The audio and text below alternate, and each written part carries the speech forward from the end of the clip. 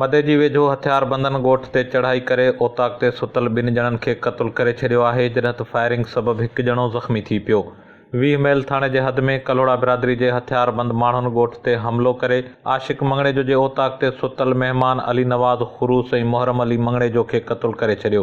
जॾहिं गोलियूं लॻण सबबि हिकु ॼणो आशिक़ मंगणेजो ज़ख़्मी थी पियो। इन हवाले सां ॿुधायो वञे थो त हफ़ीज़ कलोड़ो ऐं आशिक़ मंगणेजो जे ॿिनि धुरियुनि में पुराणो तकरार हलंदड़ आहे, जंहिं तां कलोड़ा बिरादरी जे माण्हुनि हमिलो करे ॿिनि ॼणनि खे क़तलु करे छॾियो। वाक़े बाद मारिजी वियल ॿिन्ही मक़तूलनि जा लाश ऐं ज़ख़्मी खे इस्पताल आंदो वियो। जॾहिं त आख़िरी इतलाउनि ताईं हद जी पुलिस वाक़े वारे हंधि पहुची नाहे सघी, जंहिंजे करे ॿिन्ही धुरियुनि विच में वधीक झेड़े जो ख़दशो ज़ाहिर कयो पियो वञे।